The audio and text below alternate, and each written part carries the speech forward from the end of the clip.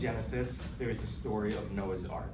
Long story short, Noah's Ark is about a man who was able to herd a male and a female of each animal, on land of course, to save them from a flood that otherwise would have made them extinct. Those animals then, theoretically, make up our world's population for animals.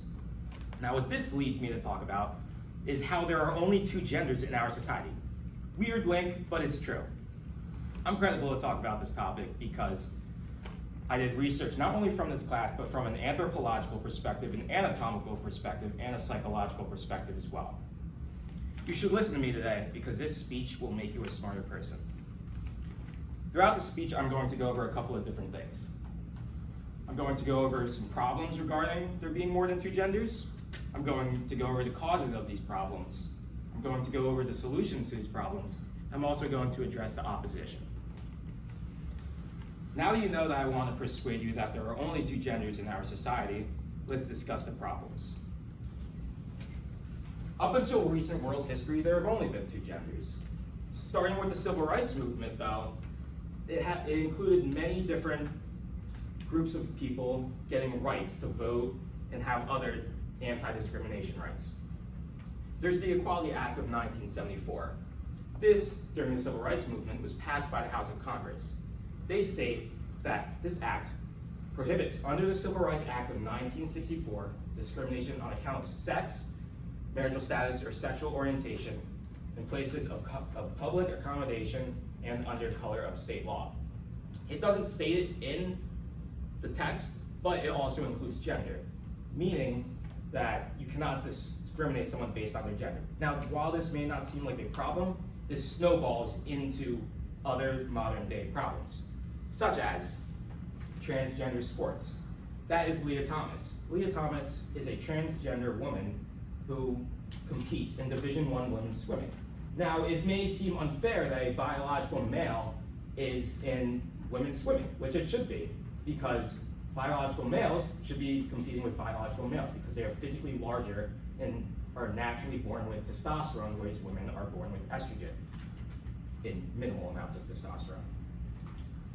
Another problem is that there's minimal education on gender. Let's be honest here. We all knew what gender was, but we educate ourselves through ourselves. There have been no professionals who actually taught us. We learned through social media and from experience. And our parents, they believe that there are only two genders and they brought it down on us. That also leads me to more than two genders divide the social hierarchy, and it leads to self-entitlement. It's sad but true, but there is a gender pay gap between men and women. Now, if a person was a transgender male or a transgender female, how would you pay that person? Would you pay them like a male, or would you pay them like a female? Now that I've addressed the problems, I want to continue towards the causes of these problems. First cause is transhormone therapy. Transhormone therapy is when a person undergoes therapy to replace their testosterone with estrogen or estrogen with testosterone. What this means is it potentially changes someone's behaviors in a way where they act like the opposite sex. You could go even further and then also get your reproductive organs changed. Another cause is intersex. Intersex is a genetic anomaly where a person is born with both male and female reproductive organs. Now, they may not be very identifiable, but you have both. Dr. Rashad Raymond, professor at Franciscan University in Ohio, states that the biological constitution of intersex individuals involves at least some typically male or female biological sex features. This means that even though a person may have both parts, they still mainly look like a male or mainly look like a female. The third cause is the upbringing of the LGBTQ+ community. Now, they are the group that brought over the Equality Act I mentioned earlier. And they are very much about free expression and that a person should identify as what they please. Now that I've explained the causes of these problems, I want to continue towards the solutions to these problems. First and foremost, it's the most important thing, we need to properly educate ourselves. If you think about it, 20 years ago, there were no such thing as gender studies. That's why it's a thing now, because gender is more prevalent now than it ever was before. We need the proper studies on it, science-based, of course, to educate ourselves and educate the future generations, so that way we don't have incidents such as things functioning as a one-way street where a person who is identifying as a transgender male gets appreciated by society, whereas a person who identifies as a heterosexual male may get canceled or frowned upon by society, where things should function more as a two-way street, where even though a person who follows biology properly should not be discriminated for it. Now, even though I have my explanation and evidence, there's still some of you who may be opposed to this. You may believe that gender is based on social and cultural constructs.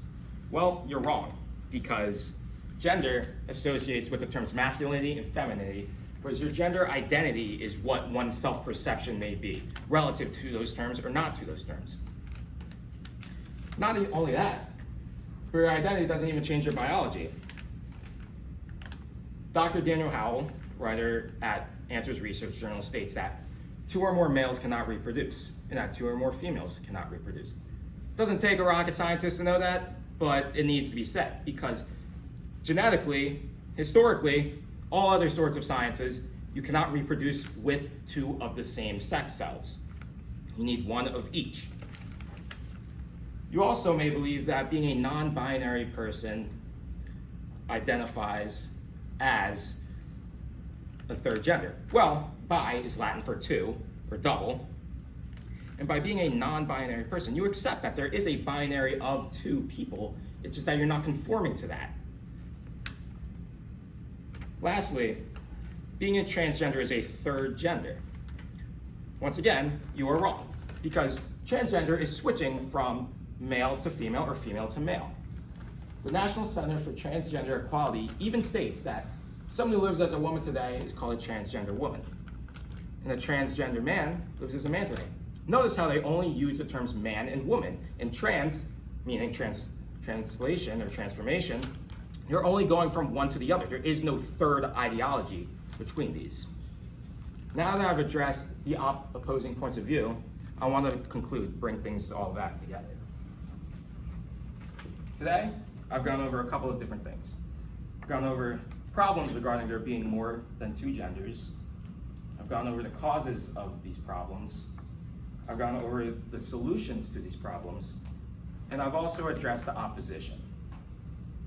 Now, I want to end things off by asking you guys all a rhetorical question. Why do you suppose that at gender reveal parties, you can only pick 1 of 2 genders?